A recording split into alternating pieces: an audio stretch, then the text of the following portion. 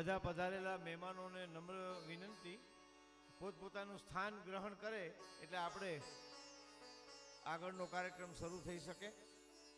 બહેનોને, ભાઈઓને, પધારેલા વડીલોને, મહેમાનોને બધાને વિનંતી.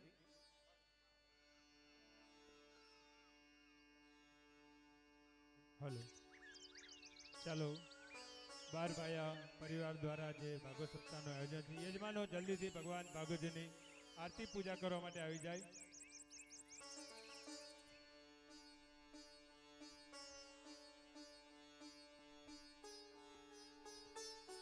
ચાલો યજમાનો જલ્દીથી ભગવાન ભાગવતની આરતી પૂજા. આજે સવારે જે લોકો પૂજામાં બેઠા હતા એ ભગવાન ભાગવતજીનું પોથીજીનું પૂજન અર્ચન કરવા માટે જલ્દીથી આવી જાઓ.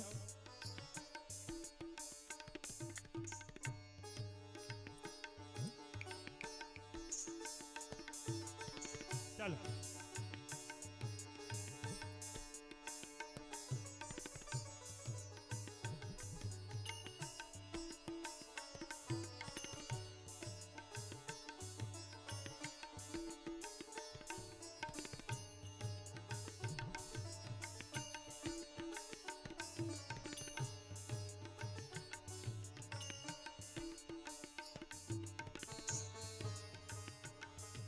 આવી જાઓ, આરતી પૂજા કરો.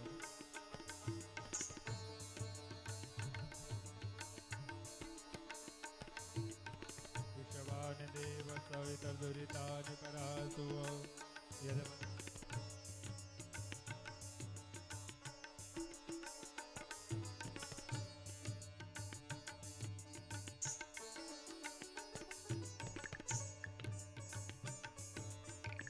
भद्रं कर्णेभिः शृणुयाम देवा भद्रं वसेमाक्षभिर्यजत्राः रङ्गे दृष्टुवाकुंसुतनो वीर्यते महिदेवैरं निधायु सतमिन्नु शरदो यन्ति देवादिद्रानसकराजरसन्तनो नमः.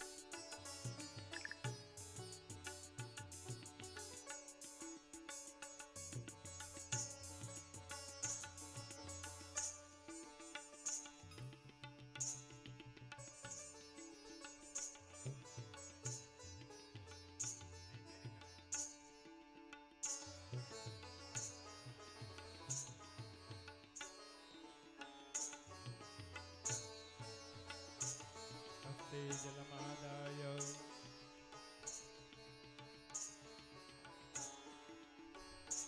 विष्णु त्रण वखत विष्णु भगवान नारायण નું સ્મરણ કરજો. વિષ્ણુ શ્રીમદ ભગવતો મહાપુરુષસ્ય વિષ્ણુરાગ્નયા પ્રવર્તમાનસ્ય અદ્ય બ્રહ્મણો દ્વિતીય પાર્થે શ્રી શ્વેતવારા કલ્પે સપ્તમે વૈવસ્વતમનંતરે અષ્ટાવિંશતિતમે કલિયુગે कलि प्रथम चरणे भूरलोके भरतखंडे जम्बूद्वीपे आर्यावर्तांतर्गत सौराष्ट्र देशांतर्गत यजमानो अहम. दरेक यजमानो पोतपोताનું પૂરું નામ બોલજો. मम आत्मनः स्मृति स्मृति पुराणोक्त वेदोक्त पुण्य फल प्राप्ति समस्त मनोकामना सिद्धि अर्थे ओम भूर्भुवस्सुः पितृदेवतानां उद्धारणार्थम सद्गति विनाशार्थम सदगति वैकुंठलोक गवलोक फल प्राप्ति अर्थे श्रीमद् भागवत सप्ताह ज्ञान यज्ञेन वाङ्मय मूर्ति भगवत देवतानां पितृदेवतानां पूजनम अर्चनम अहम करिष्ये. બધા હાથમાં ફૂલ અને ચોખા રાખો.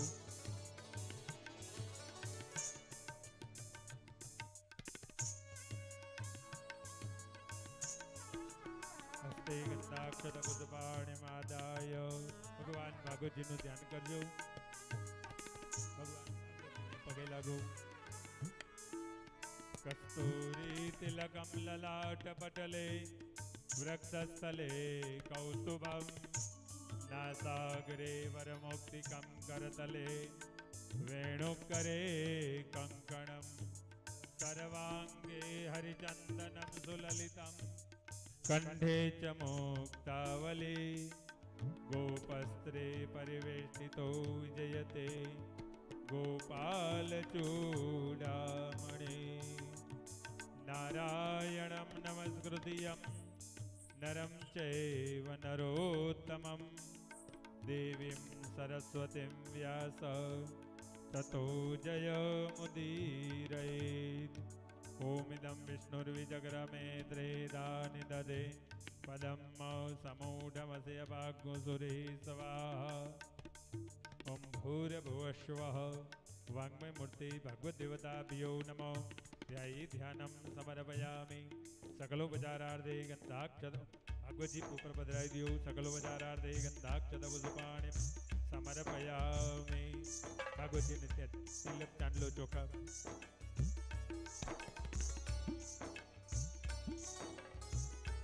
વારા પરથી વારા બધા ભગવાન ભાગવતજીને ચાંદલો કરો ચોખા ચડો જોડીએ તમે કરી ઓમ તામ ગંધર્વાય ઘનમ સ્વામિન્દ્ર સ્વામ બૃહસ્પતિ સ્વામોઘદે સમો રાજા વિદ્વાન ક્ષમાદમુચ્યત વાङ्मय મૂર્તિ ભાગવત દેવતાભ્યો નમઃ શિખંડમ ચંદનમ દિવ્યમ ગંધાઢ્યમ સુમનોહરમ વિલેપનમ શ્રેષ્ઠ ચંદનમ પ્રતિગૃહ્યતા ઓમ ભૂર્ભુવસ્વ વાङ्मय મૂર્તિ ભાગવત દેવતાભ્યો નમઃ ઇદં વિષ્ણુર્વિજગ્રમે ત્રેધાનિ દધે પદમ સમૂઢમસ્ય ભાગ્યુસુરી સ્વાહા ઓમ વિષ્ણોરરાટમસि વિષ્ણોત્રસ્તો વિષ્ણોસ્યુરસि વિષ્ણોર્ધ્રુવોસि વૈષ્ણવમસि વિષ્ણવે તવા મંગલમ ભગવાન વિષ્ણુ મંગલમ ગરુડધ્વજા મંગલમ પુંડરીકાક્ષ મંગલાયતનો હરિ વાङ्मय મૂર્તિ ભગવદ્ દેવતાભ્યો નમઃ ગંધમ સમર્પયામિ અક્ષતાનિમ સમર્પયામિ બધા હાથ લગાવી રાખો ભગવાન ભાગવતજીને પુષ્પની માળા અર્પણ કરો વાङ्मय મૂર્તિ ભગવદ્ દેવતાભ્યો નમઃ પુષ્પમાલાં સમર્પયામિ બોલો ભાગવત ભગવાન કી જય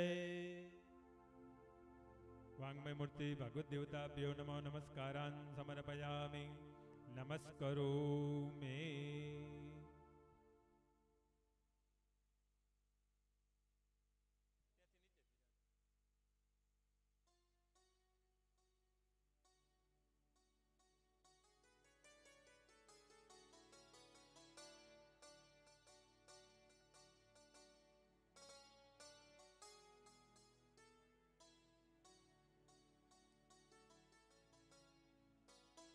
अथ व्यास पूजनम ओम बृहस्पते अधिर्धादिवातु क्रतुमज्जनेको जदिदय बोलो व्यास नारायण भगवान की जय अखंड मंडलाकारं व्याप्तं येन चराचर तत्पदं दर्शितं येन तस्मै श्री गुरुवे नमः व्यास नारायणाय नमः नमस्कारान् समर्पयामि नमस्करोमि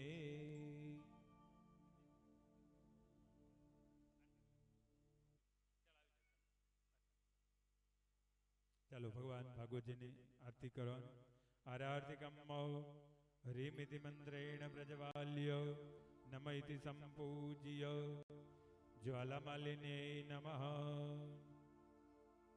ओम नमो भगवते वासुदेवाय आओ बधा हाथ लगाए राखो भगवान भागवतजीनी आरती उतारो कर्पूर गौरम करुणावतारम संसार सारम भुजगेन्द्रहारम सदा वसंतम हृदयारविंदे भवं भवानी सहितं नमामि મંગલમ ભગવાન વિષ્ણુ મંગલમ ગરુડધ્વજ મંગલમ પુંડરીકાક્ષ મંગલાયતનો હરિ વાંગ્મય મૂર્તિ ભગવદ દેવતાભ્યો નમઃ આરાધિકમ સમર્પયામિ યાની કાની જવાબાની જન્માંતરકૃતાનિ ચ તાની સર્વાણિ નશ્યન્તુ પ્રદક્ષિણાયામ પદે પદે. ભગવાન ભાગવતજીની આરતી, નારાયણની પિતૃદેવની આરતી, તમે લોકો બધા આરતી લઈ લેજો. આત્મકલ્યાણાર્થે દરેક યજમાનો આરતી લઈ લેજો. આત્મકલ્યાણાર્થે સ્વાત્મા વિવંદનમ.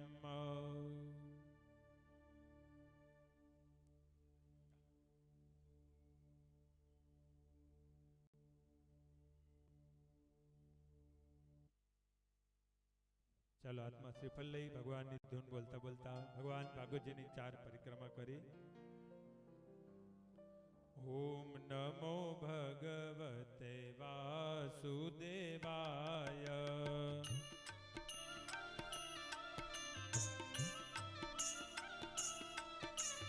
ઓમ નમો ભગવતે વાસુદેવાય.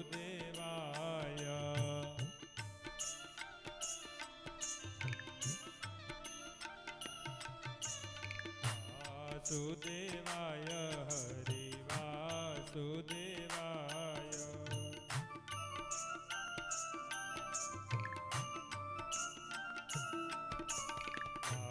વાસુદેવાય હરિ વાસુદેવાય.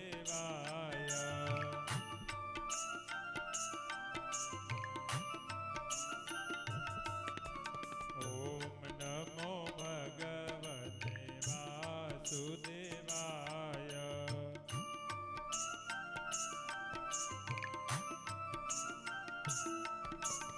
ઓમ નમો ભગવતે વાસુદેવાય.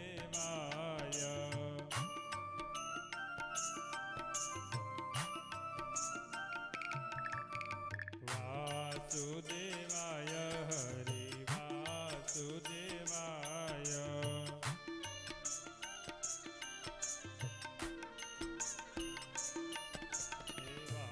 વાસુદેવાય હરિ વાસુદેવાય.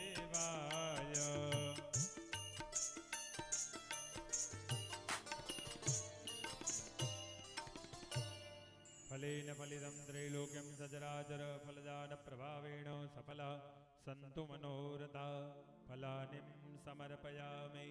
બે હાથ જોડી ભગવાન ભાગવતજીની પ્રાર્થના. તમેવ માતાશ્ચ પિતા તમેવ તમેવ બંધુજ સખા તમેવ વિદ્યા દ્રવિણમ તમેવ સર્વમ મમ દેવ દેવ.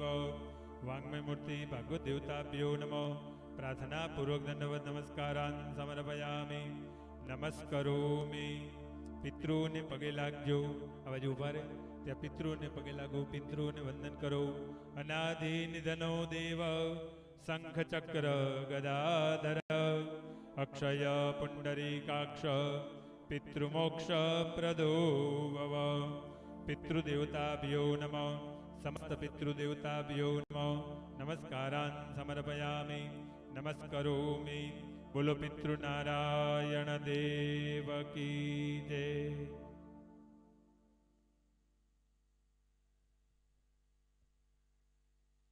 બોલો દ્વારિકાધીશ કી. 12 ભાયા દ્વારા ગઢવી સમાજ દ્વારા શ્રીમદ ભાગવત સપ્તાહ જ્ઞાન યજ્ઞનો પ્રારંભ થઈ રહ્યો છે. સૌથી પહેલા બાના હાથે પરમ પૂજ્ય બાના હાથે દીપ પ્રાગટ્ય થશે. એ પછી કથાનો પ્રારંભ કરીએ. બોલો દ્વારિકાધીશ કી જય.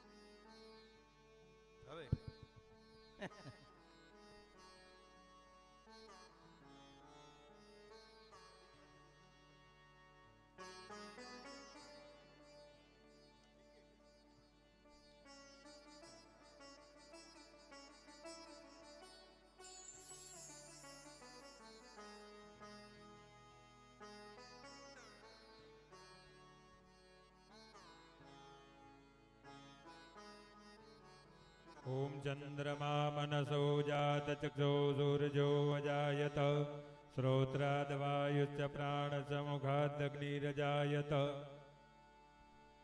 બધા તાલીઓથી પ્રેમથી ભગવાન ભાગવતજીનું સ્વાગત કરીએ. દીપ પ્રાગટ્ય થઈ રહ્યું છે. બોલો ભાગવત ભગવાન કી જય, દ્વારિકાધીશ કી, પિતૃનારાયણ દેવ કી જય. જોરદાર તાલીઓથી બધા વધાવો. સુમૂર્તમ શુભલગ્નમ ક્ષેમં કલ્યાણમારોગ્યમ નિર્વિઘ્નેન શુભમ ભવતુ. ભૂદીપો દીવરૂપસ્ત્વં કર્મ સાક્ષી વિઘ્નકૃત યાવત કર્મ સમાપ્તિ સ્યાત્તાવદસ્તવ સ્થિરો ભવ. દીપસ્ત દેવતાભ્યો નમઃ નમસ્કારાન સમર્પયામિ નમસ્કરોમિ. આવો ત્યાં વંદન કરી યજમાનો ઝવેરામાં થોડું થોડું જલ અર્પણ કરી દેજો.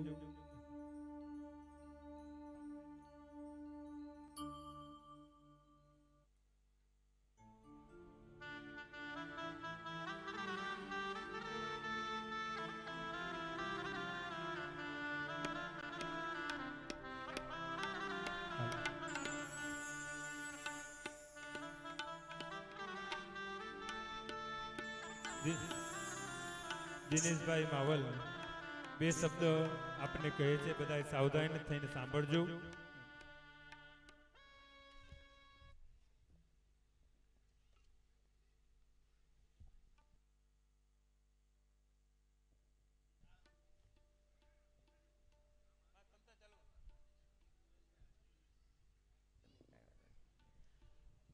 બધાને જય માતાજી.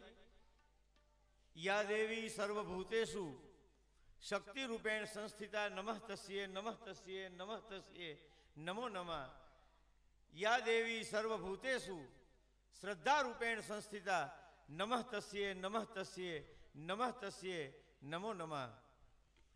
આજે જામનગરના આંગણે અને બારભાયા પરિવારને ત્યાં સર્વે પિતૃઓના મોક્ષાર્થે ભાગવતજીનું રસપાન કરવા માટે આપણે બધા એકત્ર થયા છીએ. ભાગવતજી એટલે મોક્ષનો ગ્રંથ છે. ભાગવતજી એટલે મુક્તિનો ગ્રંથ છે. અને એમાંય શાસ્ત્રીજી કનૈયાલાલજી ભટ્ટજીના શ્રી મુખે આપણે જ્યારે એ શ્રવણ કરવાનો હોય ત્યારે આપણે બહુ ભાગ્યશાળી છીએ. અને સૌથી મોટી વાત તો એ છે કે આપણા ચારણ સમાજનું ગૌરવ જેને કહી શકાય એવા જગદીશભાઈ અને રમેશભાઈ, એમને એક આવો વિચાર આવે કે એમના પૂજ્ય પાવન પિતાશ્રીના મોક્ષાર્થે, એમની સ્મૃતિમાં અને સમસ્ત બારભાયા પરિવારના મોક્ષાર્થે જ્યારે કથા કરવાનો એમને વિચાર આવ્યો, બહુ ટૂંક સમયમાં વિચાર આવ્યો. અને બંને ભાઈઓના અથાગ પરિશ્રમથી, અથાગ મહેનતથી અને બધાના સહયોગથી બહુ ઝડપથી આપણે આ કથાનું આયોજન કરી શક્યા. એના માટે સમસ્ત ચારણ સમાજ, એમના પ્રવીણભાઈના, રમેશભાઈના, એમના મિત્રો, આ બધાને હું ધન્યવાદ આપું છું. અને આપણે એને તાળીઓથી વધાવીએ કે જગદીશભાઈ અને રમેશભાઈને આવો એક શુભ ઉત્તમ વિચાર આવ્યો. મૂળમાં તો એમના પિતાશ્રી લાભુ બાપુ એ ટ્રાન્સપોર્ટના ધંધા સાથે સંકળાયેલા, અને એ સમયની અંદરે, એવી પરિસ્થિતિની અંદરે એમણે બંને ભાઈઓ અને સમસ્ત પરિવારમાં સંસ્કારોનું સિંચન કર્યું. એ સમયમાં અંગ્રેજી માધ્યમની અંદર અભ્યાસ કરાવી અને આજે આપણે એનો પ્રગતિ, એનો વિકાસ એ જોઈ રહ્યા છીએ. એ મા સોનલની દયા છે, કુળદેવીની દયા છે અને ભાગવતજીના પુણ્ય પ્રતાપ છે કે આજે આપણે કથા શ્રવણ કરવા માટે અહીંયા ઉપસ્થિત થયા છીએ. આજ રંગ, આજ ઉછરંગ, આજ નયનમાં નેહ, સખી અમારે આંગણે કંચન વર્ષા મેહ. આનાથી વધારે રૂડો કોઈ અવસર ન હોય. આપણે લાખો લાખો ધન્યવાદ બારભાયા પરિવારને આપીએ કે સમસ્ત ચારણ સમાજને, એમના મિત્ર વર્તુળને, સગાવાલાને, સ્નેહીજનોને જ્યારે એમણે નિમંત્રણ આપી અને ભાગવતજીનું રસપાન કરવા માટે નિમંત્રણ આપ્યું છે, ત્યારે આ બંને ભાઈઓને લાખો લાખો ધન્યવાદ છે. અને માતાજીને આપણે સૌ પ્રાર્થના કરીએ કે એમના હાથે હજીએ પણ આવા સુંદર મજાના કાર્યો, સદકાર્યો થતા રહીએ અને એમના માતા પિતાનું, એમના પૂર્વજોનું એ નામ રોશન કરે, એવી આપણે મા ભગવતીને પ્રાર્થના કરીએ. ભાગવતજી વિશે તો બરોબર, પણ કૃષ્ણના નામ વિશે મીરાએ એવું કહ્યું છે કે કૃષ્ણનું નામ એટલે કેવું નામ છે? તો રસના કટો જો અન્ન રટો અને અન્ન નિરખી ફૂટો નૈન. મીરા એમ કહે છે કે રસના કટો, મારી જીભ કપાઈ જાજો જો હું કૃષ્ણ અને રાધા સિવાય બીજા કોઈનું નામનું સ્મરણ કરું તો. રસના કટો જો અન્ન રટો અને અન્ન નિરખી ફૂટો નૈન. મારી આંખો એ ફૂટી જાજો હું રાધા અને કૃષ્ણ સિવાય જો બીજા કોઈના દર્શન કરું તો. રસના કટો જો અન્ન રટો અન્ન નિરખી ફૂટો નૈન. શ્રવણ ફૂટો જો અન્ન સુને. રાધા અને કૃષ્ણ સિવાય બીજા કોઈનું હું જો નામ સાંભળું તો મારા કાન ફૂટી જાજો. આવા પવિત્ર ચરિત્રનું, આવા મહાયુગ પુરુષનું જ્યારે આપણે ગાન થશે અને એમના પાવન શ્રી મુખે, શાસ્ત્રીજીના પાવન શ્રી મુખે આપણે જ્યારે કથાનું શ્રવણ કરશું ત્યારે આપણે પણ બહુ ભાગ્યશાળી છીએ કે આપણને સૌને આ એક લાવો મળ્યો છે. અને શાસ્ત્રીજી અને એમનો પરિવાર એ તો એમના શ્રી મુખે ત્રીજી પેઢી છે આ કથા શ્રવણ માટે. એટલે એમને સાંભળવા એક જીવનનો લાવો છે. દેશ વિદેશની અંદર એમણે કથાનું રસપાન કરાવ્યું છે. ભાગવતજીનું ગાન કરવું એ પુણ્યનો પ્રતાપ હોય છે. એવી જ રીતે યજમાન પદે રહી અને ભાગવતનું કથા શ્રવણ કરાવવા માટે બધાને નિમંત્રણ આપવું એ પણ પુણ્યનો પ્રતાપ છે, એ પણ પૂર્વજોનો પ્રતાપ છે. તો ફરી વખત આપણે જગદીશભાઈને, રમેશભાઈને અને એના સમસ્ત પરિવારને ધન્યવાદ આપી તાળીઓથી વધાવી અને આપણે કથાનું રસપાન કરીએ. જય માતાજી.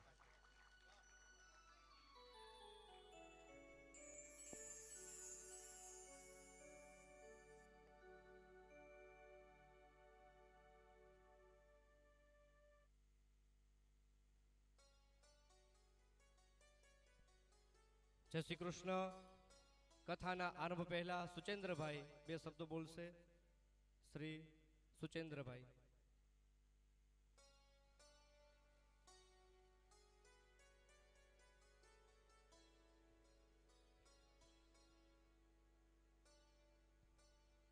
બોલીએ શ્રી ગજાનંદ ગણપતિ મહારાજ की जय, भागवत भगवान की जय। हमारे मुख्य यजमान श्री रमेश भाई गढ़वी और श्री जगदीश भाई गढ़वी, समस्त गढ़वी परिवार की ओर से आप सभी को जय सोनभाई माँ और जय माता जी। आज हमारे मुख्य यजमान श्री गढ़वी परिवार के समस्त पितृ मोक्षार्थ से भव्य दिव्य आनंद के साथ, उत्साह के साथ हमारे गढ़वी परिवार के आंगन में आज श्रीमद् भगवत गीता सप्ताह का सुंदर आयोजन भव्य और दिव्यता के साथ आयोजन किया हुआ है।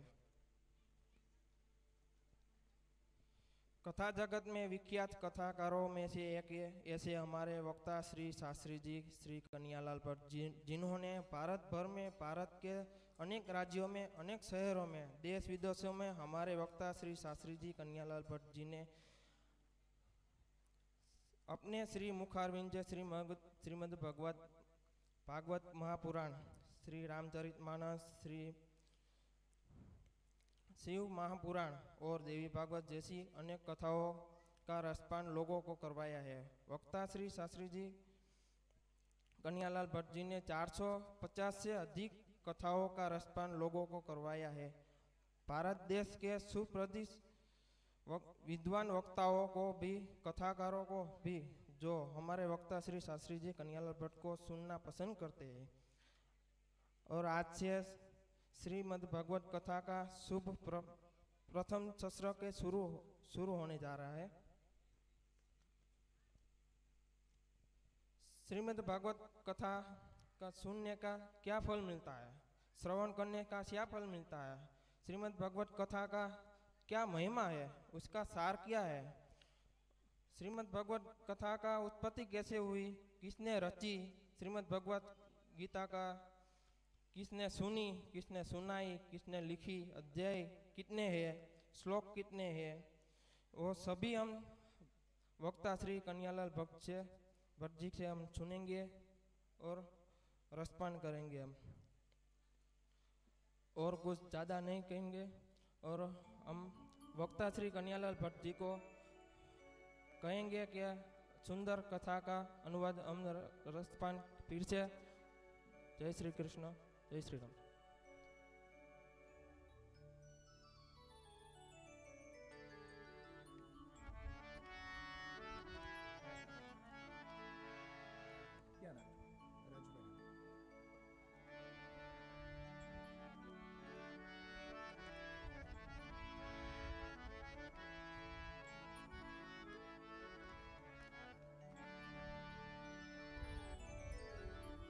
આનું બેઝ આવે બેઝ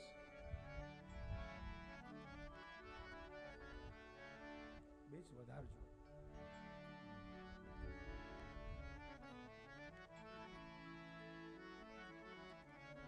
થોડોક બેઝ ઓછો કરો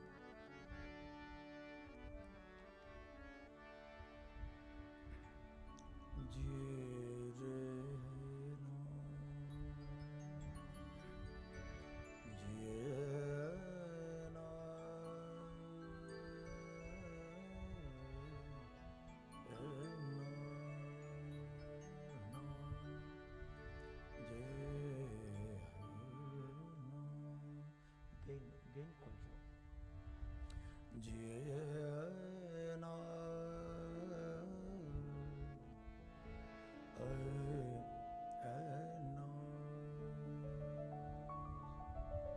ટ્રિબલ સેજ ટ્રિબલ આપજો સેજ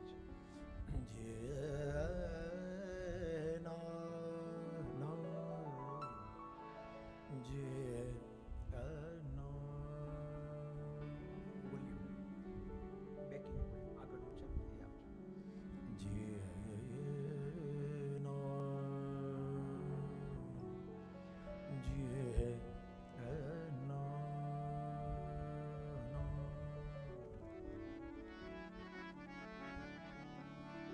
હરિ ઓમ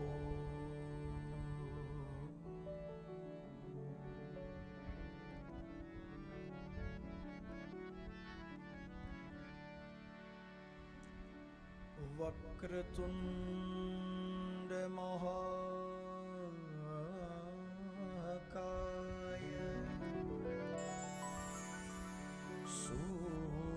સૂર્યકોટિ સમપ્રભ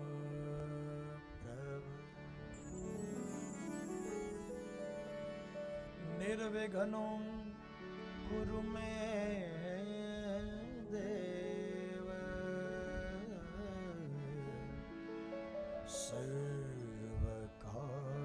સર્વકાર્યેષુ શુભ સર્વદા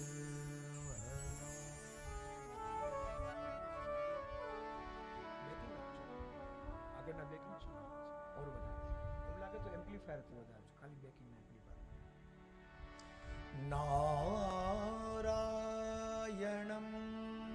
નમસ્કૃત્યમ નરમ ચૈવ નરોત્તમ દેવીમ સરસ્વતીમ વ્યાસમ તતો જય મુદીર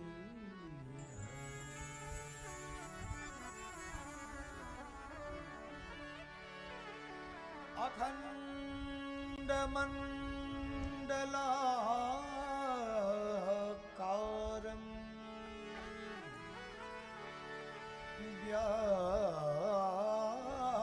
વ્યાપ્તમ येन चराचरं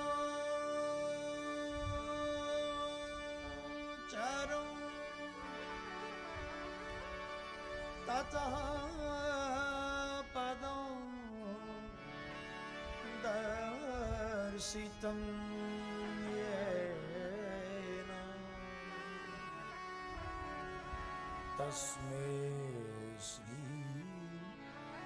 गुरुवे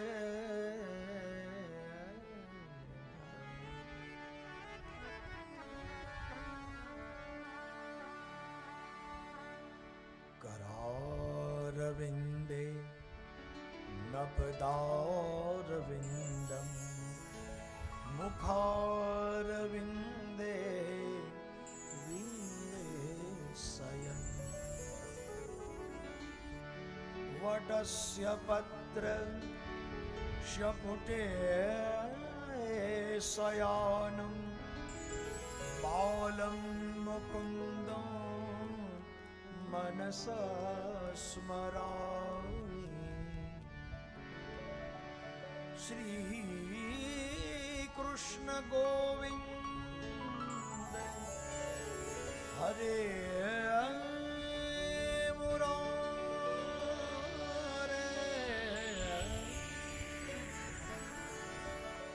हे नाथ नारायण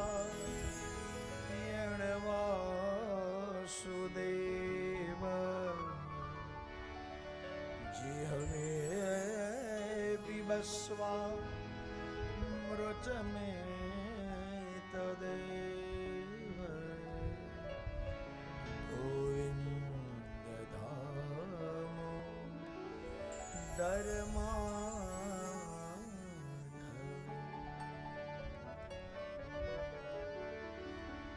श्रीमद्भागवताख्योऽयं प्रत्यक्षः श्रीकृष्ण एव हि स्वीकृतोऽसि मया नाथ मुक्त्यर्च भवसागरे राधा भक्ति हरिर्ज्ञानम् ताभ्यां याच समन्वितं तां श्रीमद् भागवतीं गाथां वन्दे युगलरूपिणीं।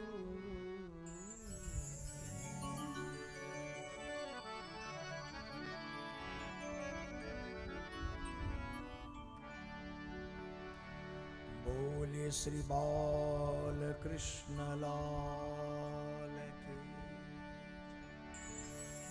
श्री राधा रमन भगवान की जय।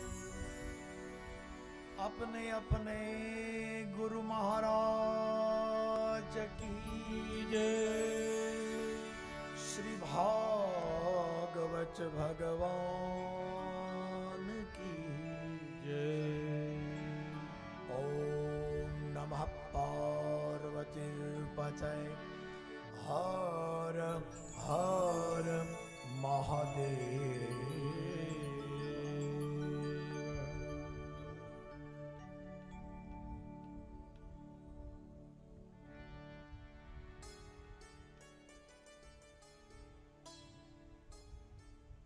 आद्य पुराण परमहंस तिलक मणिर भगवान भागवत जी महाराज जे केवल कोई पुस्तक नहीं, कोई चौपड़ी, कोई किताब नहीं, पण मने कहवा दो स्वयं श्री हरि परमात्मानु ज ए वाणीरमय वांगमय स्वरूप छे। आटला भाव उमंग उत्साह थी माथा उपर मूकी श्री मस्तके धारण करी अने खूब नाचता गाता आपणे जेने लाव्या ए मात्र पुस्तक नहीं, भगवाननु श्री मस्तक छे। ए कोई चौपड़ी नहीं, कोई लेखके लखी नाखेली किताब नहीं, पण आपणा आलोक परलोक अने जन्म जन्मांतरना पापनो विनाश करनारो एक पावन तीर्थ स्वरूप ग्रंथ छे। एवा भगवान भागवत जी आजना मंगल दिने मंगल अवसरे समस्त तीर्थों में जेनु स्थान छे एवी आ छोटी काशी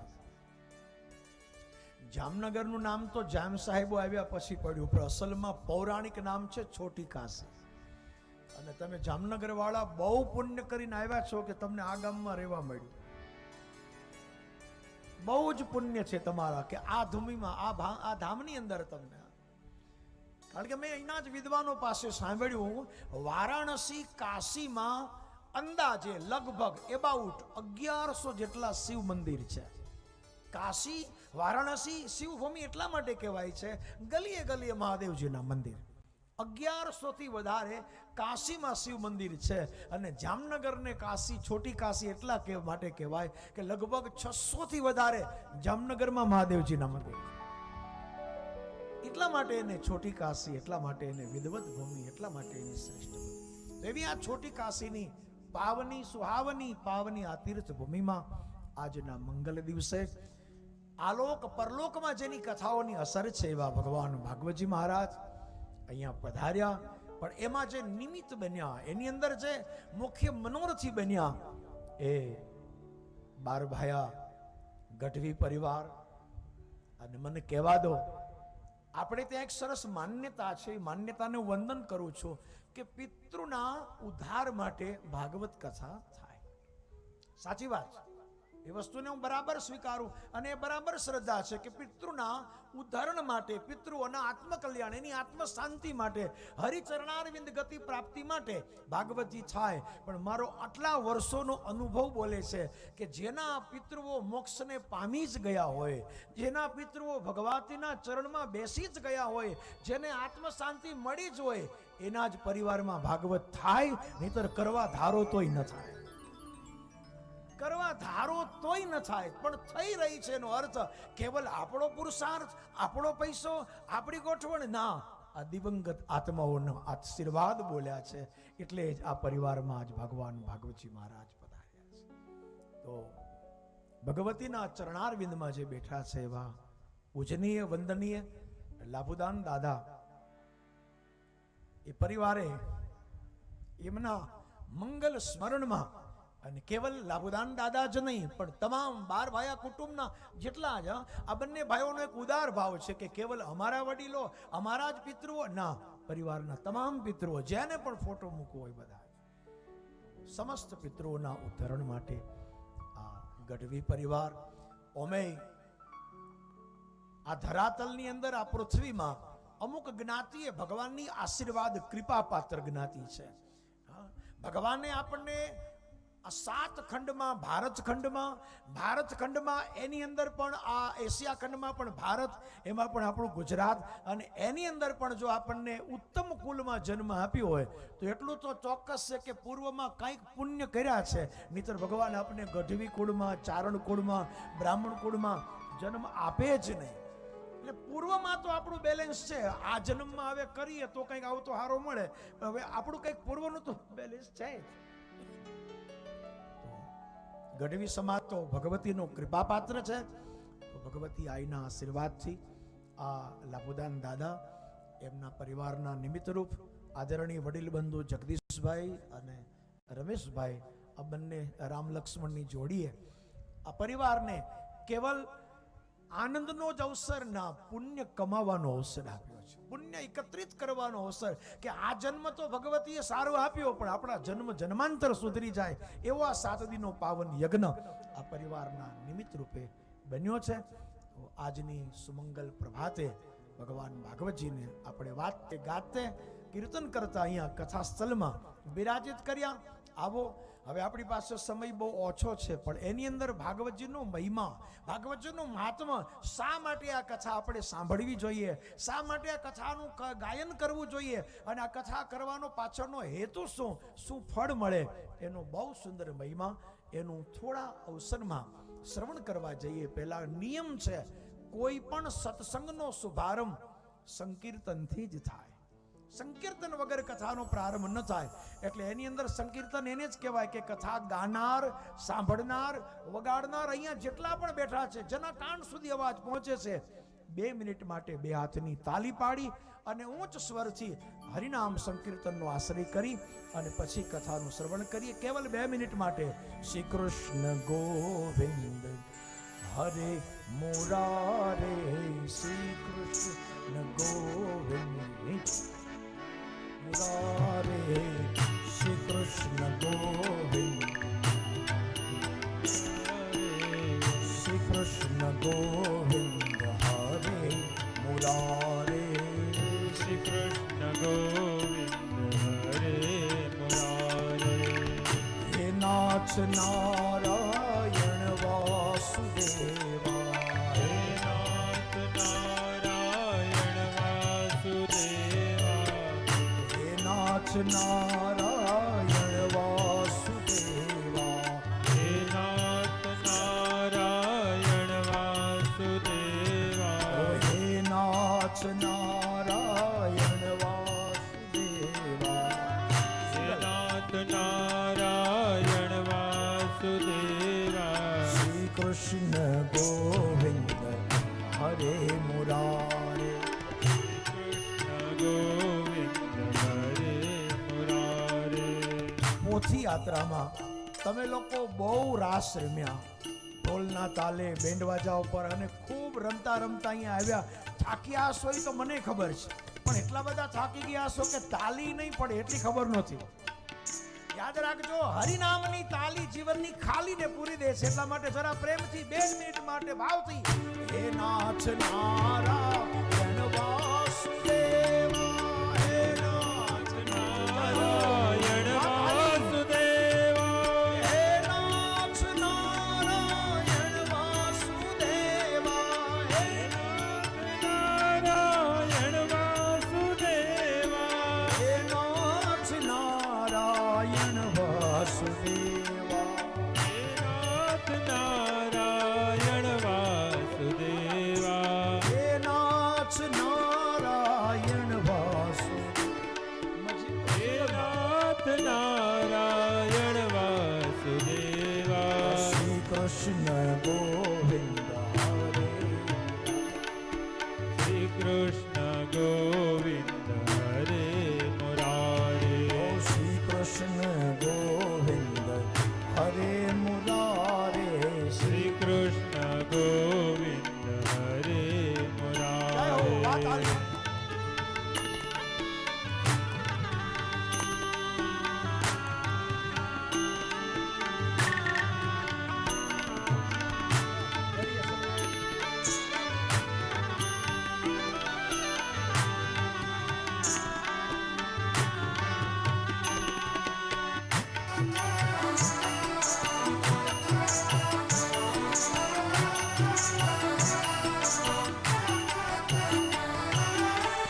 હે નાથ નારાયણ વાસુદેવા હે નાથ નારાયણ વાસુદેવા. આવો ને હરિને પુકારી લઈએ જરા પુકાર ભાવથી આર્ત ભાવથી પ્રેમથી હે નાથ નારાયણ વાસુદેવા નારાયણ વાસુદેવા. હે નાથ નારાયણ વાસુદેવા હે નાથ નારાયણ વાસુદેવા. હે નાથ નારાયણ વાસુદેવા દેવાય હે નાથ નારાયણ વાસુદેવા. હે નાથ નારાયણ વાસુદેવા નાથ નારાયણ વાસુદેવા. ભાજો કે ભાજો કે ભાજો શ્રી કૃષ્ણ ગોવિંદ હરે મુરારે શ્રી કૃષ્ણ ગોવિંદ હરે મુરારે. શ્રી કૃષ્ણ ગોવિંદ હરે મુરારે શ્રી કૃષ્ણ ગોવિંદ હરે મુરારે. જપો શ્રી કૃષ્ણ ગોવિંદ હરે મુરારે જપો શ્રી કૃષ્ણ ગોવિંદ હરે મુરારે હરે મુરારે હરે મુરારે હરે મુરારે હરે મુરારે હરે મુરારે કૃષ્ણ ગોવિંદ હરે મુરારે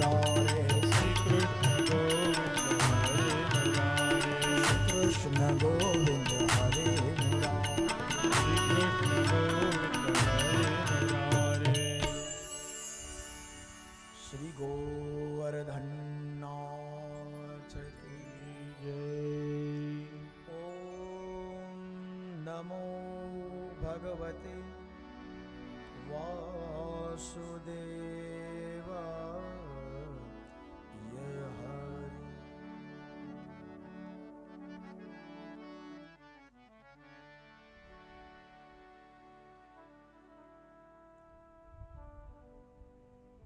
પુરાણ તિલકમ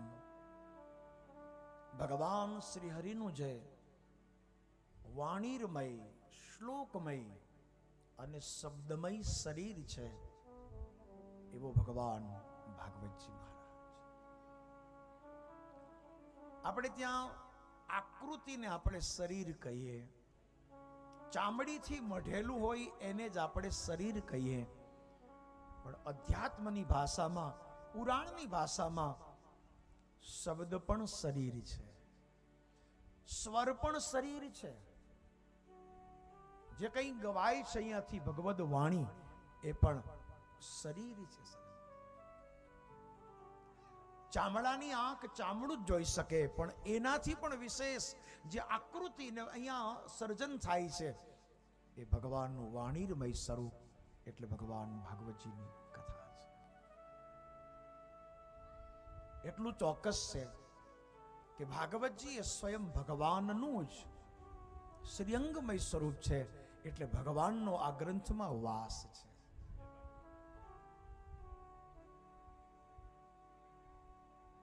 ભગવતાહ પ્રોક્તમ ભાગવતમ, ભગવાને જ ગાયું, ભગવાને જ સાંભળ્યું, ભગવાને જ એનો પ્રચાર પ્રસાર કર્યો, એટલા માટે એનું નામ છે ભાગવત.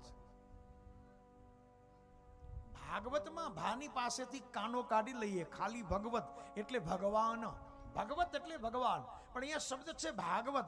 ભાગવતનો અર્થ છે ભગવાનને ભજનારા, ભગવાનના ભક્તોની કથા એટલે ભાગવત. ભગવતાહ પ્રોક્તમ, ભગવાને ગાયું છે.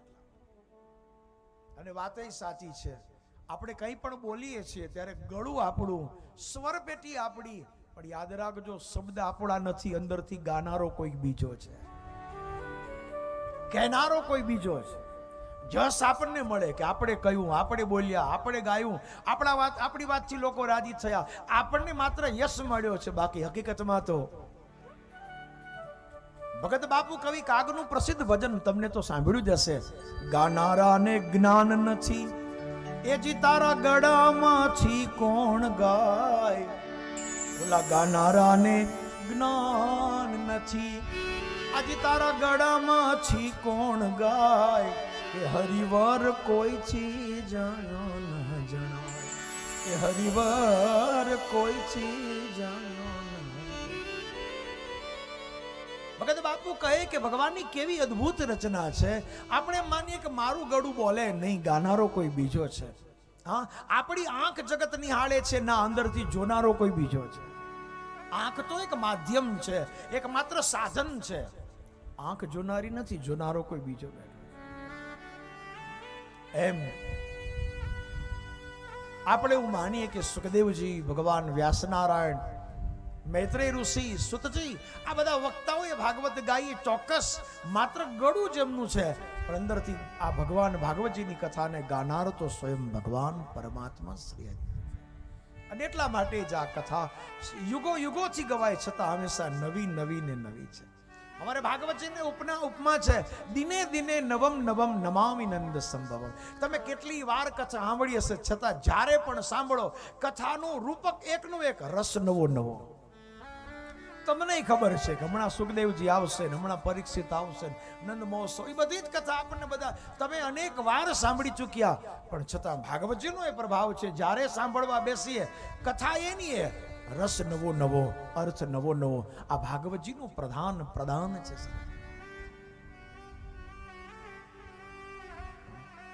જેની અંદર દિવ્યતા હોય ને એ ક્યારેય અવખે ન પડે.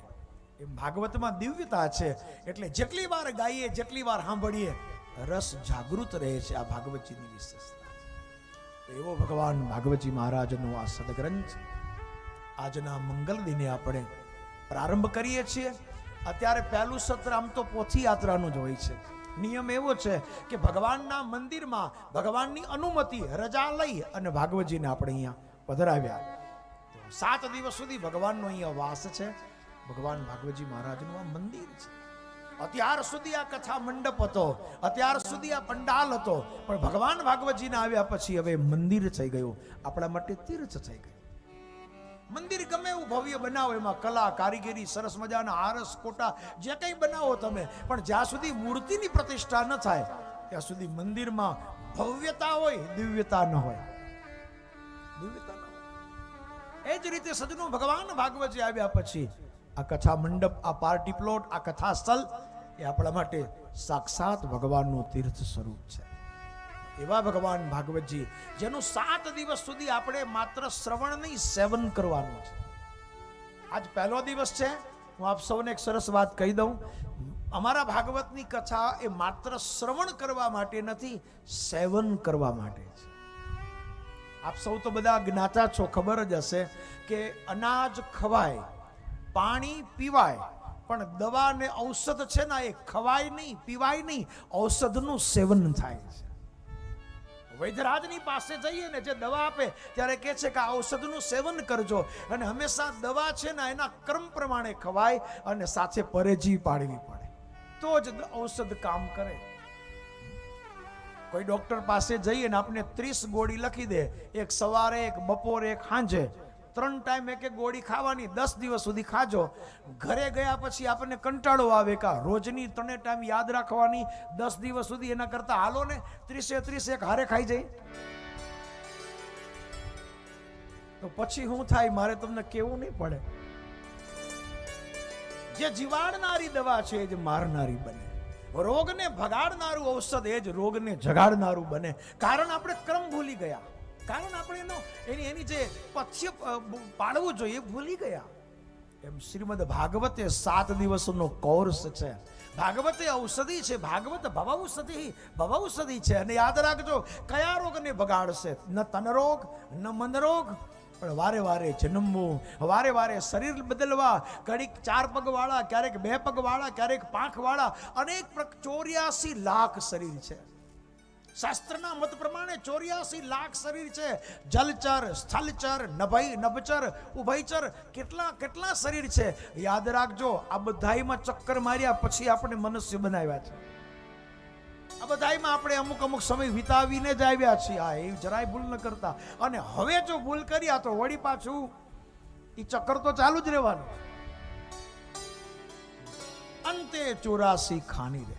આ બધામાં ચક્કર માર્યા પછી ભગવતીએ બહુ કૃપા કરી, જગદંબાએ આપણને દિવ્ય શરીર મનુષ્ય, અને એમાં પણ આપણને ઉત્તમ કુળમાં જન્મ આપ્યો. પણ હવે જો ચેત્યા નહીં તો વળી પાછું ઓલું ચક્કર તો ઊભું જ છે.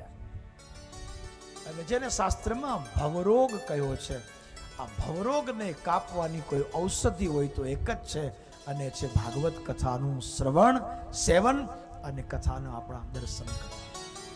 એટલા માટે આ 7 દિવસનું ભગવાનની બહુ મોટી કૃપા હોય. અને મને કહેવા દો, મારા આટલા વર્ષોનો અનુભવ પણ છે અને તમને અનુભવ છે કે આ કથાનું આયોજન પણ ભગવાનની કૃપાથી જ થાય. આ કથાનું ગાયન પણ વક્તા વ્યાસપીઠ ઉપર બેસીને બોલી શકે તો એના ગળામાંથી પણ ગોવિંદ આવીને જ ગાતો હોય છે. અને મને કહેવા દો કે તમે પણ આ કથામાં આવી શક્યા, નક્કી ભગવાન ભાગવતજીની કૃપા છે, એટલા માટે જ. ભગવાનની કૃપા હોય ને તો જ આ પંડાલમાં હવાય, અહીંયા બેસાય. બાકી એમ કંઈ અહીંયા આવીને બેસી એવા સીધા આપણે નથી, અનેક ઉપાધિ લઈને બેઠા છે. અને એમાં જ્યારથી મોબાઈલ આવ્યો ને ત્યારથી તો કોઈને પગ વાળીને બેસવાનો ટાઈમ જ નથી. હજી માન બેઠા હોય તો ઓલો ફોન આવે, હાલો હાલો બોલાવે છે. જરાક બેઠા ત્યાં તો સંસાર ભટકાવે છે અને ભગવાનની કથા અટકાવે છે.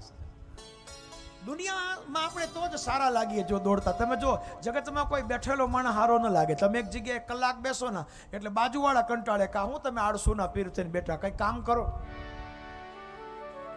દુનિયા દોડાવે, તમે બેઠો સારા જ ન લાગો. આપણે સારા લાગીએ નહીં, કામ કરતા સારા લાગીએ, દોડતા સારા લાગીએ, ચાલતા સારા લાગીએ. દુનિયા દોડાવે. એક ભગવાન ભાગવતજીની કથા એવી છે કે દોડવાથી તો ઉપાધિ જ વધશે. સમાધિમાં જવું હોય તો એક આસને હાથમાં માળા લઈ ભગવાનની કથા સાંભળવા માટે બેસી જાઓ. ભક્તિ અટકવાથી સિદ્ધ થાય છે, સંસાર ભટકવાથી. જો આ દુનિયામાં જે વસ્તુ છે ભૌતિકતા, મોટર, ગાડી, બંગલા, પૈસા, રૂપિયા, એ બેસવા વાળાને ન મળે, સતત દોડવા વાળાને મળે. જે બહુ દોડે, બહુ મોટા રિસ્ક લે, બહુ મોટા બિઝનેસના ઇન્વેસ્ટ કરે, ઘણું બધું દોડે, એને આ બધું મળે. અને ભક્તિ એને સિદ્ધ થાય જે હાથમાં માળા લઈને પોલોટી વાળીને બેસી જાય છે. અને જે લોકોએ સિદ્ધ કરી ત્યારે દુનિયા દોડે પણ એને ક્યાંય જવું ન પડે. નરસિંહ મહેતાએ જુનાગઢ ક્યારેય છોડ્યું નહીં. હા, મીરાબાઈ દ્વારિકામાં જઈને બેસી ગયા તો મેવાડ વાળાને દ્વારિકા આવવું પડ્યું, પણ મીરાને મેવાડ જવાની જરૂર ન પડી. સંતો એના સ્થાનને ક્યારેય ન છોડે. દુનિયાને મનાવવા આવવું પડે, કારણ કે સાધના બેસાડે છે, ભક્તિ બેસાડે છે, તનને બેસાડે, મનને બેસાડે, આપણા ચિત્તને બેસાડે. આ જેટલા પણ શરીરમાં ચંચલ તત્વો છે એને સમાધિમાં સ્થિર કરે છે. એવી આ ભગવાન ભાગવતજીની દિવ્ય ભવ્ય કથા એ સેવનનો ઔષધનો અવસર છે. આવો મહાત્મ કથામાં મંગલ પ્રવેશ કરીએ અને જે સમય છે ને 15 મિનિટ મહાત્મ કથાનું શ્રવણ કરવા આપણે જઈએ. તો ભગવાન ભાગવતજીનું મહાત્મ શ્રવણ કરાવતા ભગવાન વ્યાસજીનો અતિ સિદ્ધ પ્રસિદ્ધ શ્લોક. સચ્ચિદાનંદ રૂપાય વિશ્વ ઉત્પત્યાદિ હેતવે તાપત્રય વિનાશાય શ્રી કૃષ્ણાય વયમ નમઃ. સચ્ચિદાનંદ રૂપાય વિશ્વ ઉત્પત્યાદિ હેતવે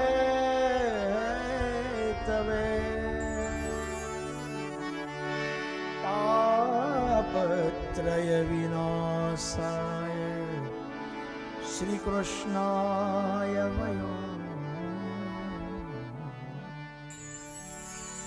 યમ પ્રવજંતમનુપૈતમપૈતકૃત્યમ દ્વૈપાયનો વિરહ કાતર આજુહા પુત્રેતિ તન્મયતયા ચરૌભિને સ્ત્વં સર્વભૂતહૃદય મુનિમાનતો.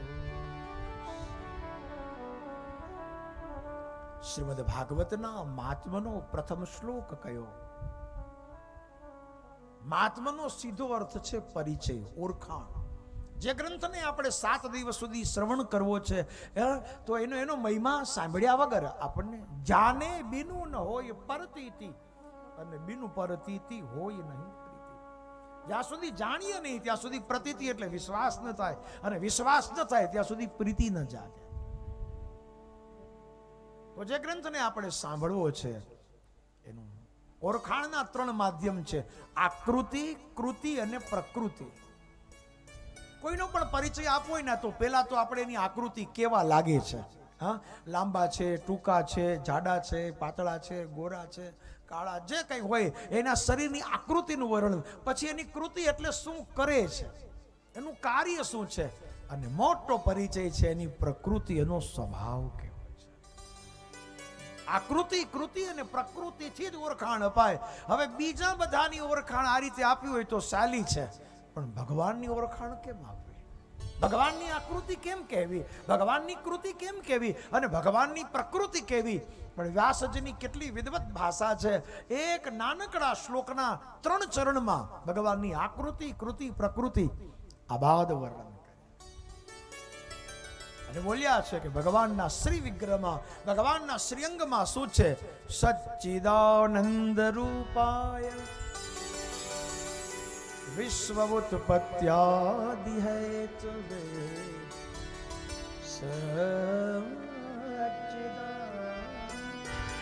સચ્ચિદાનંદ રૂપાય. જો ભગવાન આપણી વચ્ચે જ્યારે પણ અવતાર લે છે, રામ રૂપે, કૃષ્ણ રૂપે, નૃસિંહ રૂપે, અથવા તો ભગવતી કોઈ પણ જગદંબા આપણી વચ્ચે જ્યારે અવતાર ધારણ કરે ત્યારે એનું શરીર આપણા જેવું શરીર મનુષ્ય લાગે, પણ યાદ રાખજો ભગવાનના અંગમાં જેમ આપણા શરીરમાં છે હાડ, માંસ, લોહી એવું કંઈ જ નથી. ભગવાનના શરીરમાં 3 જ વસ્તુ છે: સત્ય, જ્ઞાન અને આનંદ. સચ્ચિદાનંદ, સત, ચિત અને આનંદ. સતનો અર્થ છે સત્ય, ચિદનો અર્થ છે જ્ઞાન અને આનંદનો અર્થ આનંદ જ છે. આનંદનું કોઈ પર્યાય શબ્દ જ નથી, કોઈ પર્યાય શબ્દ જ નથી.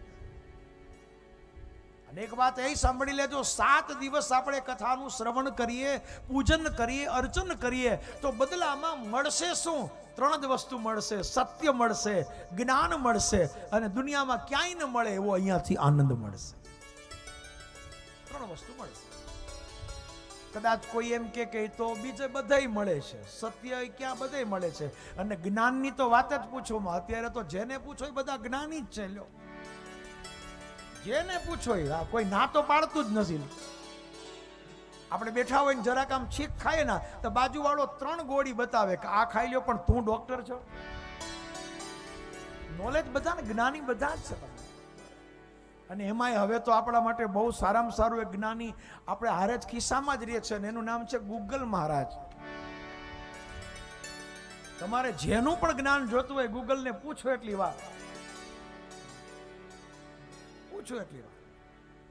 પણ એ હકીકત છે, ગૂગલને પૂછવામાં વિવેક રાખો, નકર ગૂગલ જેટલું ગોટે ચડાવે વાત ન પૂછો. ક્યાં ફેરવી ફેરવીને પછી પૂછાય. હાવ સીધો સામે રસ્તો હોય છે બને એવું. હવે તો દરેક વસ્તુ માણસ એને પૂછે, સારી વાત છે. એ વસ્તુનો પણ આપણે લાભ લઈએ, એમાંથી પણ આપણે ઘણું બધું જાણવા મળે. પણ હા, આપણી વિવેક બુદ્ધિપૂર્વક. સત્ય કદાચ બધાને બીજેથી મળતું હશે, જ્ઞાન મળતું હશે, આપણે કહીએ આનંદ તો અમને ડગલે ને પગલે, પણ યાદ રાખજો એ બધા જ આભાસ છે. જગતમાં જેટલા સત્ય છે બધા સનાતન સત્ય નથી, આભાસી સત્ય છે. આભાસી સત્ય. અત્યારે દિવસ છે, રાત્રિ નથી, આ પરમ સત્ય લાગે, પણ શાંતિથી વિચારો એ આભાસી સત્ય છે. દિવસ છે પણ અડધી દુનિયામાં છે, અડધી દુનિયામાં તો અંધારું જ છે. અડધી દુનિયામાં દિવસ છે, અડધી દુનિયામાં અંધારું છે, રાત્રિ છે. એ પરમ સત્ય છે. આપણને જે દેખાય છે એ આભાસી સત્ય છે. જગતમાં બીજા બધા સત્ય આભાસી સત્ય, પૂર્ણ સત્ય નથી. ભાગવત સનાતન સત્ય બધા સનાતન સત્ય છે. અરીસાની સામે આપણે ઊભા રહીએ અને જેવા આપણે લાગીએ, અથવા તો હવે એક સરસ મજાનું માધ્યમ મળી ગયું ના, આપણે અરીસા સામે ઊભવાની જરૂર નથી. હા, ખિસ્સામાંથી મોબાઈલ કાઢીને આપણો ફોટો પાડો. શું નામ એનું? સેલ્ફી. ઓહો, ઘણી વાર આપણે સવારના પોરમાં 10 સેલ્ફી ન પાડી ત્યાં સુધી સંતોષ નથી. અને પછી જે દેખાઈએ છીએ સજ્જનો, આપણે એમ થાય કે આજે આપણે આવા લાગીએ છીએ, આવા આપણી પર્સનાલિટી આવી લાગે છે, પણ હકીકતમાં એ સત્ય નથી, એ આભાસી સત્ય છે. તમારી મારી આંખો એકબીજાને જે જોવે છે અને જે આપણી આકૃતિ દેખાય એ આભાસી સત્ય છે. અસલમાં તો ભાગવતને પૂછો કે અસલમાં આપણે કોણ છીએ, हमारा परम सत्य क्या है, भागवत जी को पूछो. આપણે દેખાય છે તો આપણું આભાસી સત્ય છે. ઉપરથી ચામડું મઢ્યું છે એટલે આપણે જેવા લાગીએ એવા દેખાઈએ છીએ. હકીકતમાં અંદરમાં તો ભગવાને જે આપણા શરીરની મૂળ સ્થિતિ છે એની અંદર તો ચિદાનંદ રૂપ શિવોહમ શિવોહમ ચિદાનંદ રૂપ શિવોહમ શિવોહમ. અસલમાં તમારી મારી ઓરિજિનલ ઓળખાણ આ છે. આકૃતિ આભાસી છે, જગતમાં દેખાય છે સત્ય અડધું, આભાસી સત્ય, પરમ સત્ય ભગવાન ભાગવતજી બધા. દુનિયામાં જ્ઞાન બધા પાસે છે પણ એ માત્ર જાણકારી છે. એક વાત યાદ રાખજો, જ્ઞાનનો કોઈ પર્યાય ઇંગ્લિશમાં શબ્દ જ નથી. જ્ઞાનને આપણે નોલેજ કહીએ છીએ, પણ નોલેજનો અર્થ છે જાણકારી. એને જ્ઞાન ન કહી શકાય. એ માત્ર નોલેજ એટલે જાણકારી છે, જાણે છે. આ દુનિયામાં જ્ઞાની કોઈ છે જ નહીં, એને માત્ર જાણે છે. પરમ જ્ઞાન તો શ્રીમદ ભાગવતમાં બતાવ્યું છે. તો ભાગવતજી 3 વસ્તુ આપે, સત્ય આપે, જ્ઞાન આપે અને સૌથી મોટું આપણને આનંદ આપશે. આનંદ આપશે. પ્રસંગ નીકળ્યો એટલે હું બહુ આમ ગહેરાઈથી કહીશ તો આપ સૌને ખ્યાલ હશે કે જગતમાંથી જે મળે છે બધી મજા છે, સુખ છે, હર્ષ છે, પણ આનંદ નથી. જે સુખ મનને મન સુધી પહોંચે એને જ મજા કહે છે, એને સુખ કહે છે. પણ જે સુખ આત્મા સુધી પહોંચે એને આનંદ કહે છે. આત્મા જેમાં આહલાદિત થાય એનું નામ જ આનંદ છે. બાકી મન જેમાં પ્રસન્ન રહે તો માત્ર મજા છે. અને આમ આ સંસારમાં જેટલી પણ મજા છે ને, યાદ રાખજો એની પાછળ કોઈ ને કોઈ દુઃખનું કારણ છે ને છે જ. આપ સૌને ખબર છે, સુખની પાછળ દુઃખ છે, હર્ષની પાછળ શોક છે, જન્મની પાછળ મરણ છે, અમૃતની પાછળ ઝેર છે, લાભની પાછળ નુકસાન છે, મિલનની પાછળ વિયોગ છે. આ બધાની પાછળ કઈ ને કઈ સજનો છે ને છે જ. સુખની પાછળ દુઃખ છે. અને બહુ મજા આવે ના તો સાવધાન રહેજો. કોઈ વસ્તુમાં બહુ મજા આવે તો બહુ સાવધાન રહેજો. તમને ખબર જ હશે, મજાની એક સગી બેન છે. આ બે બહેનો સગી બહેનો છે. એક જાય એટલે બીજી આવે આવે ને આવે જ. હા, આ મજાની સગી બેન એનું નામ છે સજા. મજાની સગી બેન એનું નામ છે સજા. જ્યાં મજા જાય ત્યાં થોડાક સમય પછી સજા આવે આવે અને આવે જ છે. આ જગતમાં જેટલી મજા એટલી જ સજા. તમે જો મીઠાઈ ખાવાની કેવી મજા, તો ડાયાબિટીસની સજા. ખારું ખારું ફરસાણ નમકીન ખાવાની કેવી મજા, પાછી બ્લડ પ્રેશરની સજા. એસીમાં આરામથી બેસીએ, પગ લંબાવીને આરામથી બેસીએ તો પછી ગોઠણ બધા કામ ન કરે, હાડકામાં તકલીફ પડે, સજા. દુનિયામાં જેટલી મજા એટલી જ સજા. તમે જો આ જગતમાં આજથી 50 વર્ષ પહેલા ઘરમાં આટલા ટીવી નહોતા. ઘરમાં ટીવી નહોતા, પણ યાદ રાખજો, એ ઘરમાં ટીવી નહોતા તો આટલા લોકોને ચશ્માય નહોતા. તમે શાંતિથી સરવાળો માનજો, જેમ જેમ ટીવી વધ્યા એમ ચશ્માય વધ્યા, આંખના નંબરે વધ્યા. ભોગની પાછળ રો, મજાની પાછળ સજા, એનું પ્રમાણ છે ને છે. આજથી 30-35 વર્ષ પહેલા આપણા ગામમાં હોટલ કેટલી હતી? બહુ ઓછી. જામનગરમાં 2-3 હોટલ જ પ્રખ્યાત હતી. આજથી 30-40 વર્ષ પહેલા હોટલ બહુ ઓછી હતી. પછી હોટલો વધી તો યાદ રાખજો, જેટલી હોટલ વધી એટલી જ હોસ્પિટલ વધી. પેલા આટલી હોટલ નહોતી તો પેલા આટલી હોસ્પિટલ નહોતી. હા, પેલા આટલા ભોગ નહોતા તો પેલા આટલા રોગ પણ નહોતા. હાવ રોટલો ને તાહડી ભરીને દૂધ ને શાક ખાવાનું જ હતું, પણ માણસ કેવા 100 વર્ષ સુધી તો જવાબ ન દેતા. શરીર એટલા મજબૂત હતા. ભોગ વધે તો રોગ વધે, હોટલ વધે તો હોસ્પિટલ વધે, ટીવી વધે તો આંખના નંબર વધે, આ મીઠાઈ વધે તો આમ. સજનો, દુનિયામાં કોઈ પણ મજા સજા વગરની નથી, કોઈ પણ સુખ દુઃખ વગરનું નથી. એની પાછળ કોઈ ને કોઈ શબ્દ લખાયેલો છે. પણ મને જવાબ આપો, આનંદની પાછળ કોઈ દુઃખજન્ય શબ્દ હોય તો બતાવો. છે જ નહીં. આનંદ આનંદ જ છે. બહુ આનંદ કરીએ તો પાછળ કોઈ વસ્તુ દુઃખની મળે એવો એક પણ શબ્દ નથી. કારણ આનંદને માત્ર આપણે કહીએ ઘણી વાર વ્યવહારિકતા વાપરીએ કે સારું મજાનું ખાધું, આનંદ આવી ગયો. હકીકતમાં એ આનંદ નથી, મજા છે. મનગમતા કપડાં પહેરવા મળ્યા અને આપણે એમ કહીએ આનંદ થઈ ગયો, એ આનંદ નથી, એ મજા છે. કોઈ આપણને આપણા ઓળખીતા મળી ગયા અને આપણે કહીએ કે આનંદ થઈ ગયો, એ આપણી મજા, આપણે બોલીએ છીએ શબ્દ, બાકી એ મજા છે. આનંદ તો એને જ કહી શકાય કે જેમાં આત્માની પ્રસન્નતા લાગે, ભીતરી પ્રસન્નતા લાગેલી હોય સજનો. હા, મજા માત્ર શરીર પૂરતી જ છે, મન પૂરતી જ છે. આનંદ આત્મા સુધી પહોંચે છે. તો શ્રીમદ ભાગવત સુખ નહીં આપે, શ્રીમદ ભાગવત હર્ષ નહીં આપે. કથા સાંભળવાથી મજા અને મજા કરવા તો આવતા જ નહીં. હા, બિલકુલ નહીં. ઘણા લોકો મજા હાટું થઈને આવે કે કથામાં એ સરસ મજાની ખુરશી, માથે પંખો, અને જેવી કથા પૂરી થાય તો વાહ કેવું સરસ કેટરિંગ મજાનું તૈયાર છે. આવી સગવડ તો ઘરે ન મળે, એટલે એના હાટું થઈને ઘણી વાર ધક્કો કરતા હોય. કથા મજા માટે નથી, કથા આનંદ માટે છે. અને યાદ રાખજો, આનંદ બહાર ક્યાંય છે જ નહીં, ભીતરમાં જ છે, આત્મા સાથે જ વણાયેલો છે. અને આ આનંદ એને જ મળે જેના ઉપર ભગવતીના ચારે હાથની કૃપાનો વરસાદ હોય. એમનેમ નથી મળતો સજ્જનો, આનંદ અંદર જ છે. અને એટલા માટે જ આપણું એક બહુ જૂનું ભજન તમે સાંભળ્યું હશે, મેં ઘણીવાર અમારા વડીલો મહિલા મંડળની બહેનો પાસે સાંભળ્યું. અનુભવીને એટલું આનંદમાં રહેવું રે, અનુભવીને એટલું આનંદમાં રહેવું રે, ભજવા પરિબ્રહ્મને બીજું કંઈ ન કહેવું રે, આમાં ભજવા પરિબ્રહ્મને બીજું કંઈ ન કહેવું. એક જ જાણી આત્મા કોઈને દુઃખ ન દેવું રે,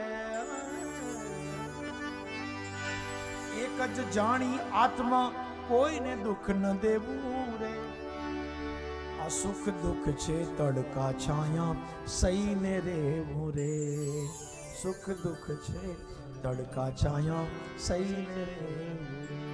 તો અનુભવીને એટલું આનંદમાં રહેવું રે. એટલું તો ચોક્કસ છે સનાતન સત્ય કે ખાલી હાથ આવ્યા હતા અને ખાલી હાથ જવાના છીએ. અહીંયાથી એક વસ્તુ લઈ જઈ શકવાના નથી. કારણ એ છે કે આપણું કહી શકાય એવી સંપત્તિ એક જ છે ને એ છે આનંદ. જેટલો આનંદ માણ્યો એટલો આપણો, બાકી બધું અહીંનું નહીં, રહી જવાનું છે. કોઈ પણ કિંમતી વસ્તુ હોય ને એને ચોકીદાર રાખવા પડે.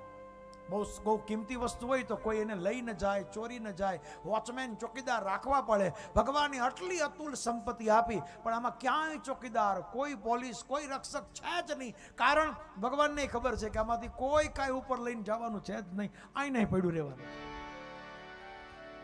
મારી કિંમતી વસ્તુ છે પણ કોઈ લઈ શકવાનું જ નથી, એટલે એને ચોકીદાર રાખ્યો જ નથી. એટલા માટે મારો કહેવાનો અર્થ છે જગતનું પરમ સત્ય એટલું જ છે, આનંદમાં રહેવું. અને આ આનંદ કેવો હોય એ ભગવાન ભાગવતજી બતાવે. તો ભગવાનના શ્રીઅંગમાં 3 વસ્તુ છે, સત્ય, જ્ઞાન અને આનંદ.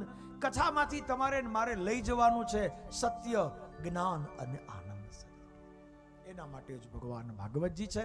તો ભગવાનની આકૃતિ સચ્ચિદાનંદ, ભગવાનની કૃતિ કાર્ય છે જગતનું સર્જન, પાલન અને વિસર્જન.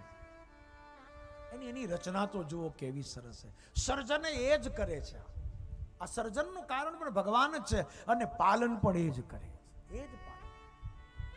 આપણને તો ભગવાન જસ આપે એટલે ઘણી વાર આપણે ન કહીએ અમારા ઉપર તો કેટલો મોટો ભાર, આખા કુટુંબનું અમારે જ કરવાનું છે. ઘણા તો કારણ વગરનો ભાર લઈને ફરતા હોય કે અમે ન હોય ને તો પ્રસંગ થાય નહીં, એટલે ઉપર જાવ પછી તો બહુ સારા પ્રસંગ થવાના. શું કામમાં છે આ વજનનો ટોપલો લઈને? કુટુંબમાં કાંઈક હોય તો બધા અમને ગોતે, પણ ગોતે જ ને, તમે જ છો એક.